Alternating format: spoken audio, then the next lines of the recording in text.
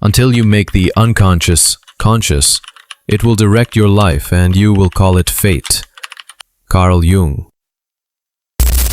You probably think it's just a habit, a release, a way to cope with stress or boredom. You might even tell yourself it's harmless, something natural, even necessary. But what if it's not just that? What if that urge you keep fighting isn't about sex at all? What if every time you give in to it, you're not satisfying a biological need, but responding to a psychological wound? Carl Jung, one of the most profound thinkers in modern psychology, believed that we are often driven not by what we consciously want, but by what we unconsciously avoid. He didn't see compulsive behavior like masturbation as a simple moral failing or a matter of willpower. He saw it as a signal, a message from the parts of ourselves we've buried, denied, or never learned to understand. So ask yourself this: what if you can't stop because you're not listening?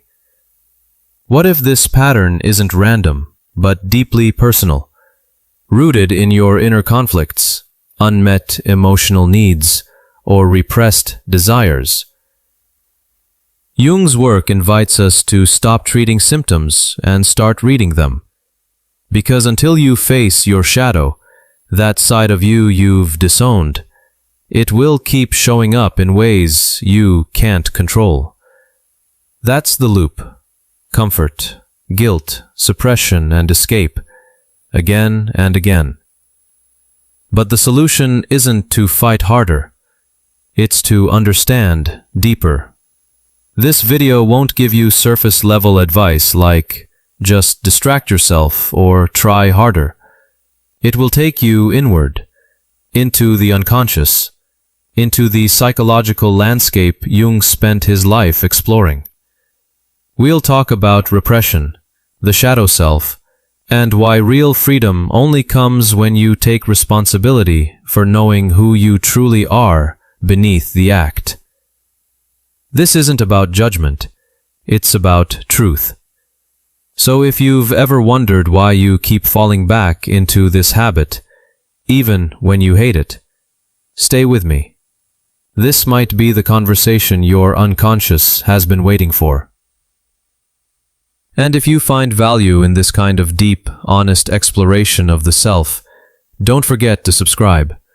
There's more to uncover, and your mind deserves the full story.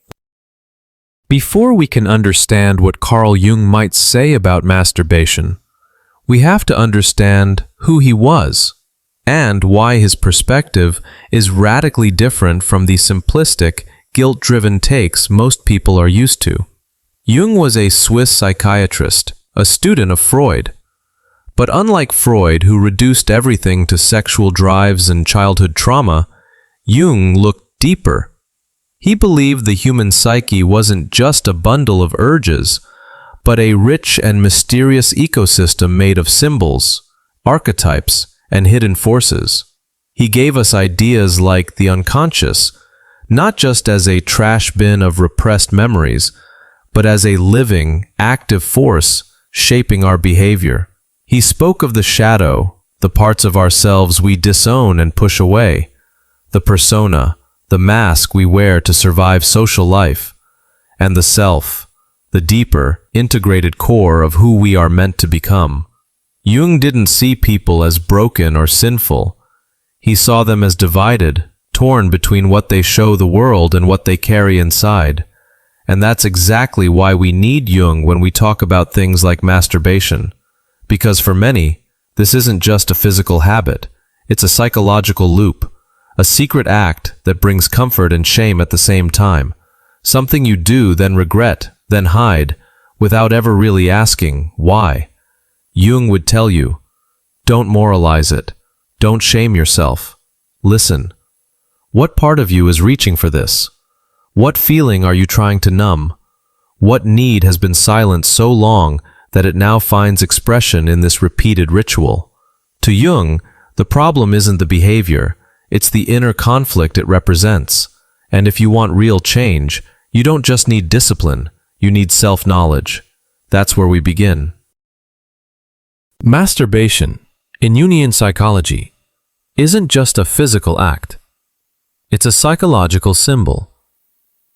Jung believed that most of our behaviors, especially the ones we don't fully understand or that we feel ashamed of, are never just about what they appear to be on the surface. Instead, they're expressions of inner realities, symbols of unmet needs, unconscious conflicts, or unacknowledged emotions. So if you find yourself stuck in a loop of compulsive masturbation, Jung wouldn't ask, "What's wrong with you?" He'd ask, "What is this behavior trying to say?" Because from a Jungian lens, your habits are not just habits. They are messages, symbols, clues from the unconscious. Many people who struggle with compulsive sexual behavior don't do it purely out of desire. Often, it's loneliness wearing the mask of lust. It's fear disguised as pleasure. It's the craving for comfort, for a return to the womb, to safety, dressed up as physical release. And when those deeper needs are never truly seen or healed, the pattern repeats, again and again, not because you are weak, but because something in you is speaking, and you haven't yet learned how to listen. Jung would say, this is the shadow at work. The shadow is the hidden part of you, the rejected self, the emotions you weren't allowed to feel, the desires you were told to be ashamed of, the wounds you never let yourself grieve. And when you suppress these parts long enough, they don't just disappear. They find ways to act out. In dreams, in fantasies, in habits like this. Compulsive masturbation, then, can become a form of self-soothing, not unlike a child sucking his thumb, or a man escaping into alcohol. It's not about sex. It's about relief. A release from something inside that's too heavy to name. For some, it's the ache of isolation, using the body to feel something when no one else is there. For others, it's a ritual of control, a moment where you get to decide when and how you feel something, in a world where everything else feels chaotic. But underneath it all, Jung would point you to something even deeper: self-rejection. When a person compulsively uses their own body for escape, there's often an unspoken belief beneath it. I am not worthy of real connection. No one would love me as I truly am. My needs are too much. These are not conscious thoughts. They live in the unconscious, but they drive behavior like hidden puppet strings. Jung's brilliance was in helping us see that what we push away doesn't die, it hides, and what hides eventually returns. Distorted, desperate, symbolic. Masturbation in this context may be how the shadow knocks on your door. It's not just about pleasure, it's about pain you haven't touched, a part of you crying out in the only language it knows. So the next time you feel the urge, pause. Not to resist it out of guilt or moral panic, but to ask, what am I really feeling right now? Am I lonely? Do I feel small, forgotten, unseen? What part of me have I silenced for so long that this has become my only way of acknowledging it? Jung invites you to integrate, not eliminate. To look at your shadow with honesty, not disgust. Because true healing doesn't come by force, it comes when we stop running, turn around, and face what's been living in the dark all along. If you've ever told yourself, this is the last time, only to return to the habit again, you're not alone. And more importantly, you're not broken. Carl Jung would be the first to tell you, you are not entirely in charge of your life in the way you think. You may believe you're acting from conscious decisions, that you're choosing to do this, choosing to give in. But in Jungian psychology, The real driver isn't your rational mind. It's the unconscious. That vast, hidden part of your psyche that stores your unresolved fears, unmet needs, traumas, dreams, and suppressed emotions. So when you ask, why can't I stop? Jung would answer, because a deeper part of you doesn't want to. Not in the way we blame ourselves, not out of weakness, but because your unconscious is still clinging to something, a pattern, a coping mechanism, a survival instinct that once kept you safe. Masturbation, in this light, is not your enemy. It's an old friend, outdated maybe, even harmful at times, but one that helped you navigate pain when you didn't have better tools. Let's be clear, compulsive behaviors aren't simply bad habits. They're often attempts to cope with something we never had the strength, guidance, or emotional space to process. And one of the most powerful ideas Jung gave us is that the unconscious will always find a way to express what you refuse to face. This is why so many people find themselves stuck in a loop, a psychological spiral that feels like a trap. The cycle goes like this: discomfort, escape, guilt, repression, repeat. It starts with an inner discomfort, stress, anxiety, shame, loneliness, and instead of confronting it, you turn to the habit. The habit offers a moment of relief, a rush of dopamine, a release of tension. But soon after, guilt sets in. You feel empty, weak, disappointed in yourself. You vow to stop. But you don't resolve the root feeling, so the discomfort returns, and the loop begins again. Jung would say, this is a spiritual problem, disguised as a behavioral one. He called this type of pattern a form of psychological possession, a complex, a cluster of emotional energy that takes over the ego and steers the self like a ghost in the machine. And the more you repress the reason you started, the original pain, the stronger the complex becomes. You don't need more willpower, you need more awareness. The reason you can't stop isn't that you're weak. It's that you haven't yet acknowledged the part of you that still needs this, that still believes it has no other way to be soothed, or seen, or cared for. That's the real wound. The body repeats what the soul hasn't healed. So when you compulsively return to masturbation, even when you don't want to, you're not chasing pleasure, you're chasing peace. You're trying to quiet something deeper. And the more you shame yourself for it, the deeper the wound goes. Jung believed that the path to integration, true healing, begins not by cutting off these parts, but by listening to them, sitting with the discomfort, letting the urge come without judgment, and asking, what's underneath this? What am I truly craving? Touch, connection, validation, a sense that I matter, that I'm not alone. That's where the real work begins, because the opposite of compulsion isn't discipline, it's honesty. And most of us were never taught how to be honest about our inner world. We were taught to hide it, cover it, numb it. And so these hidden parts of us become ghosts, acting out through behaviors we can't control. But they don't want control. They want to be seen. That's why Jung emphasized the importance of bringing the unconscious to consciousness.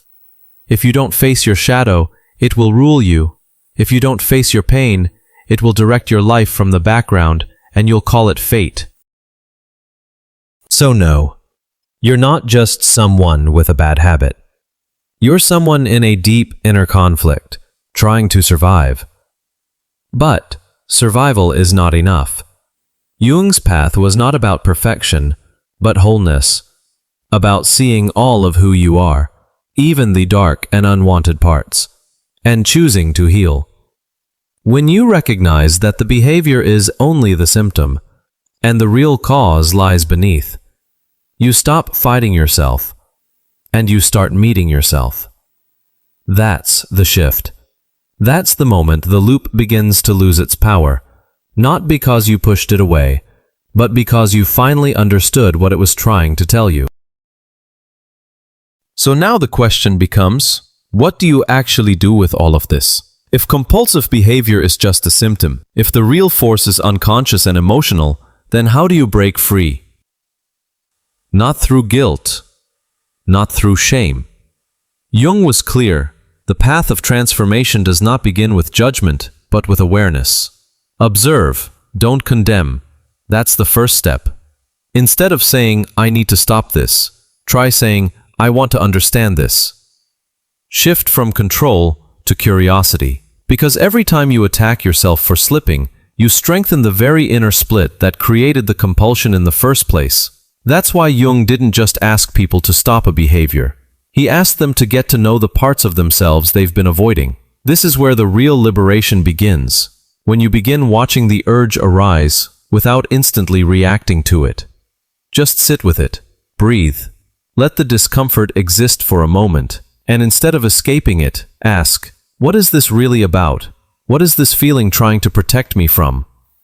Jung believed the unconscious reveals itself in patterns, urges, symbols, and your job isn't to run from those, but to decode them. Think of the urge not as a failure, but as a message. Something inside you is speaking. What is it trying to say? Maybe it's loneliness. Maybe it's deep shame. Maybe it's the ache of needing to feel loved without knowing how to ask for it. Whatever it is, the key is to bring it into the light, to name it. And that's what Jung called integrating the shadow. The parts of you that you've denied, suppressed, or judged, they don't disappear, they just go underground. And the longer they stay hidden, the more they act out in strange ways, like compulsion, obsession, or emotional reactivity. But once you face them, once you bring them up with honesty and compassion, they lose their power to control you from behind the curtain. How do you do that? You begin with expression. Not talking about it to impress others, but to be real with yourself. Write about your urges. Journal what you feel before and after. Meditate. Allow emotions to surface without pushing them away. If an image, memory, or emotion arises, stay with it. Jung believed that the unconscious speaks in images, so use art, music, poetry, anything that helps you externalize the inner landscape. This isn't about being spiritual, it's about being honest. When you externalize what's inside, the unconscious becomes conscious, and that's when the transformation begins. Another powerful reframe. Don't ask, why do I keep doing this? Ask instead, what am I avoiding? Because what you avoid controls you more than what you face. The behavior isn't the root, it's a smoke signal, a sign that there's something in your emotional world that hasn't been processed. And once you shift your energy toward healing that underlying emotion, the behavior begins to lose its grip. It doesn't vanish overnight, but it changes form. It softens, because you're no longer feeding it with shame or fear. You're listening. You're responding with maturity, not panic. Finally, Jung taught that we don't overcome desire by killing it, but by transforming it. This is where many people fail. They try to suppress their urges instead of redirecting them. But energy cannot be destroyed, only transmuted. So the real question is, where else can I put this energy? Creative work? Service? Physical movement? Meaningful connection? The urge may feel physical, but it's also deeply psychological. It wants release, yes, but also purpose. Masturbation is often an attempt to feel alive, to feel something. So the more you cultivate a life filled with purpose, presence, and depth, the less dependent you become on shortcuts, not because you're stronger, but because you're fuller. In the end, Jung didn't want you to fight your instincts. He wanted you to understand them, because when you understand your shadow, you stop fearing it. And when you stop fearing it, you become whole. Healing is not about being good, it's about being real. And the more honest you are with yourself, not cruel, not harsh, but lovingly honest, the more your inner world begins to shift. That's the kind of change that lasts, Not because you forced it, but because you finally stopped running. So we've reached the end of the video, but maybe, for you, it's the beginning of something much deeper. Carl Jung wasn't just a psychiatrist, he was a guide into the terrain most people spend their lives avoiding, the inner self. He didn't tell you to just stop a behavior. He invited you to look at it, listen to it, understand it. He believed that behind every compulsion is a part of the self that's been exiled, not because it's evil, but because it was never welcomed.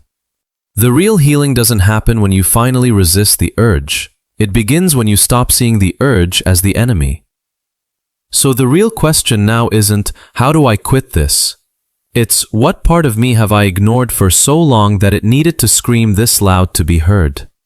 Will you keep fighting your behavior like a war you can never win? Or will you start listening to the deeper voice beneath it, the one that's not trying to ruin you, but return you to yourself? The choice is yours. And maybe, just maybe, it starts with a little more honesty, a little less shame, and the courage to go within.